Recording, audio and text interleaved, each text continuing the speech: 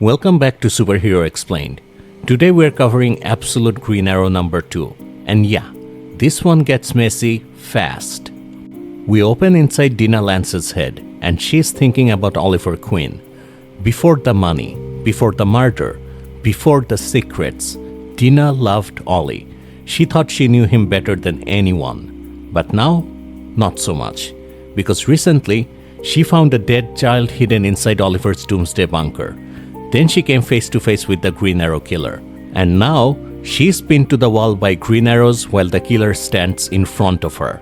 He tells Dinah she must be tired of watching rich people destroy lives and get rewarded for it. He says they should work together. Dinah calls him depraved. And then, he takes off the mask. It's Oliver Queen. He tells her he's the hero here. Which is a problem, because Ollie is supposed to be dead. Then it gets worse. Oliver's face changes into something monstrous, and Dinah wakes up in a panic with a nosebleed.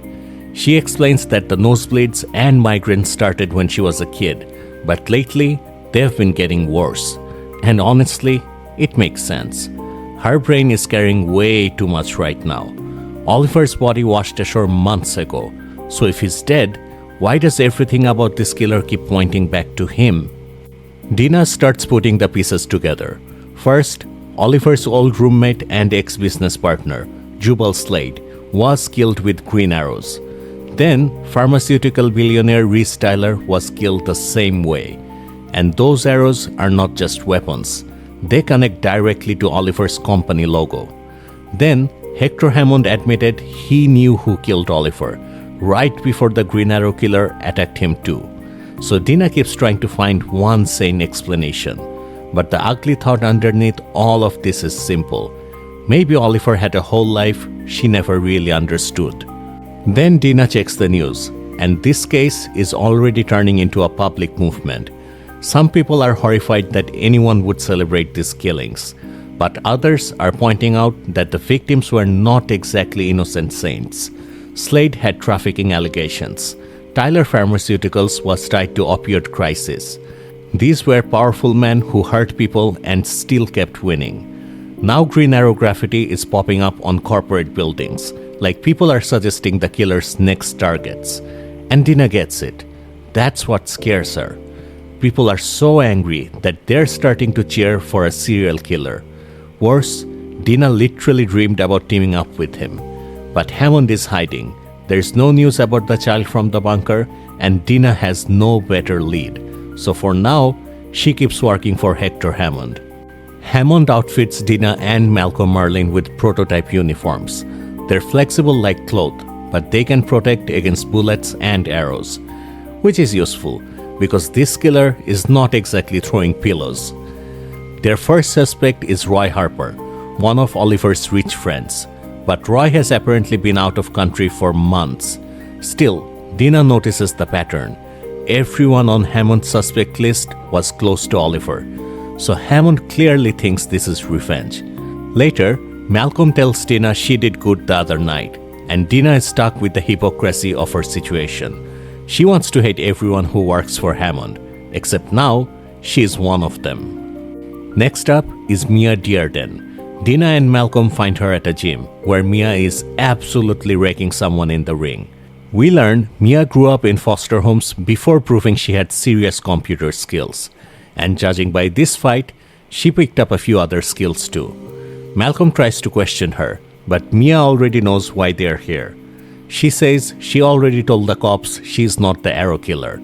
Then she says if they want to talk, they can talk in the ring. Malcolm is clearly not interested.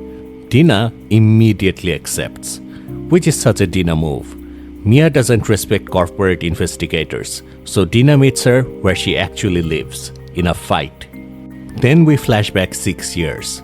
Mia was still in high school, angry online, calling out green arrows during the company's early days. Oliver noticed she was smart, and instead of dismissing her, he brought her in. To Mia, Ollie gave her a family. Then Jubal Slade ruined it. Mia confronted Oliver and said Jubal was involved with an underage girl. Oliver didn't want to believe it, and that is where Mia forced him to choose, her or Jubal. Oliver's answer was weak. He said Green Arrows needed both of them. Mia could fix the upgrade, but without Jubal, they'd be starting over. And that is where Mia saw Oliver choose the company over doing the right thing. Oliver tries to defend himself. He says Jubal is not that kind of person. Or maybe he just needs to believe that. To Oliver, Jubal is still the awkward friend who helped him through college, still the underdog, and Ollie doesn't give up on underdogs. But Mia sees the problem more clearly. This is not about saving your sad old friend. This is about stopping him before someone gets hurt. So, Mia leaves. And here's the kicker. Green Arrows survives anyway. The upgrade is delayed, but the company still becomes a hit. So Oliver's excuse that he needed Jubal, not even fully true. Back in the present, Mia kicks Dinah hard, and Dinah brings up the big lie. Mia said she hadn't seen Oliver in 6 years, but phone records show she and Ollie were talking regularly before he died. Mia dodges the question and starts talking about billionaires getting richer, while homelessness rises. She's angry at the whole system, and Dinah immediately recognizes the vibe. Yeah, this is absolutely someone Oliver would have stayed close to. Then Mia says she's not a killer, but maybe a darker, scarier Robin Hood is not the worst thing. And that makes her suspicious. Not because she confessed, because she understands the killer's logic way too well. The fight keeps going, but now it's really an argument with punches. Mia calls Dinah out for working with Hammond. Dinah fires back and basically says, okay, what do you do? Repost outrage? Boycott one company while paying another company owned by the same awful billionaires? And the annoying thing is, both of them have a point. Mia is right. Dinah working for Hammond looks bad. Dinah is also right. Being angry online does not automatically beat the system. Malcolm tries to pull them back to Oliver, but Mia keeps pressing. She asks if Dinah even cares that she's helping Hammond. Then she hits the painful part. Oliver's best friend was Jubal Slade. So if Dinah is judging everyone else, she also has to deal with who Oliver protected. Mia pushes too far and Dinah takes her down. But instead of just continuing the fight, Dinah changes approach. She tells Mia there is a murderer out there, and eventually someone innocent will get hurt. If Mia knows something and says nothing, how will she live with that? That finally gets through. Mia refuses Dinah's hand, but she gives them the lead. Oliver was worried before he died. He had a son no one had seen in over 15 years, and he wanted Mia's help making sure the kid would be okay if something happened to him. And Malcolm is stunned, because Oliver Queen had a son. This changes the whole case. During the day, Dinah and Malcolm keep questioning suspects. At night, Malcolm tries to verify the existence of Oliver's son. But Dinah already knows the name, Connor Hawke. Oliver told her about him. Connor was Oliver's biggest regret. He abandoned Connor and Connor's mother when he was too young and selfish to be a father. Using Hammond's very illegal surveillance, Dinah finds Connor in Star City. So she follows him to an abandoned mansion. Connor goes inside with a flashlight and a gun. Dinah sneaks in after him. And then Connor catches her immediately. So, great start. Connor points the gun at Dinah, and she tries to calm him down by saying she was a friend of his father. Connor does not want the warm Oliver Queen memorial speech. Dinah disarms him and explains that Oliver talked about him all the time. She says losing touch with Connor and his mom was Ollie's biggest regret. Connor corrects her. Oliver didn't lose touch. He abandoned them. That's the difference Dinah doesn't get at first. She knows Oliver's guilt. Connor lived with the absence. Then Dinah tells him Oliver was looking into him before he died, and that may be what got Oliver killed. Now Connor is shaken, because suddenly his deadbeat father's murder might connect back to him. Connor explains that the first time he heard from Oliver was through a video message.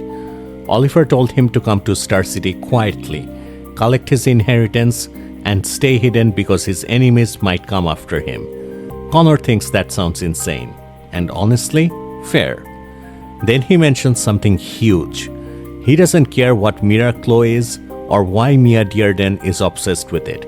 Dinah immediately catches that. Mia, Connor, Miraclo. Those threads are starting to tie together. Before Dinah can dig deeper, someone screams from another room. Dinah tells Connor to leave, but he wants to help. She shuts that down and runs towards the scream. And then she finds the trap. Dinah reaches the staircase and sees a body hanging there, already hit with arrows. Before she can even process it, another arrow flies in and strikes the body again. The hit is fast, brutal, and close enough to blind Dinah for a moment with the blood splatter. So now she is standing there unable to see clearly, with no idea where the shooter is, and the killer has already taken control of the whole room. Then we see him, absolute Green Arrow, full uniform, bow ready, another arrow in hand, and he's above Dinah, watching her like this was all planned. This is the nightmare again, except now she's awake. No dream, no theory, no news clip. He is right there. Green Arrow takes aim. Then Connor rushes in and starts shooting. 2 bullets hit Green Arrow, but his armor deflects them. Connor realizes this is probably the person who killed Oliver, and he goes straight into revenge mode. Dinah tells him to get back because the armor changes everything. Connor doesn't listen. He thinks if the body shots won't work, he'll aim higher. Bad call. Because this version of Green Arrow is not just accurate, he's tactical. Before Connor can finish his threat, Green Arrow fires. The arrow ricochets around the room and hits Connor from behind. Dinah screams because this is exactly what she was trying to prevent. Connor was the last person Oliver wanted protected, and now he's down right in front of her. Connor tries to say he's okay, but then his body starts reacting strangely. That part matters, because it feels connected to the mutated child from Oliver's bunker, and maybe to Miraclo. Dinah is horrified. Green Arrow tells her Connor tried to kill him. Then he says if Dinah really knew what Hammond was planning, she would understand. According to him, they no longer have the luxury of mercy. And that is the scariest thing about this killer. He does not sound shaken. He sounds certain. Then Connor dies in Dinah's arms, and Dinah can barely say anything except no. Later, the cops and the paramedics arrive. Dinah is left with nothing but questions. Did Green Arrow know he had killed Oliver's son? What did he mean by Hammond's plan? And why did Connor come to the mansion in the first place? A cop tells her the other victim was a man who had just bought the place. His bodyguards were also found dead. So this was not random. Something bigger was happening here, and Dinah blames herself. She promised herself she would protect Connor for Ollie, and she failed. So now she's done playing defense. If Hammond is a monster and Green Arrow is a monster, she's not choosing sides. She's going after both. Then Malcolm calls with one last twist. Roy Harper was in Star City earlier that night, and he was digging up Oliver Queen's grave. So now we're left with the real question. If Oliver Queen is dead, why is Roy Harper checking the body? And that's it. If you enjoyed the video, please like and subscribe, and comment your favorite moment down below. I'll see you next time on Superhero Explained.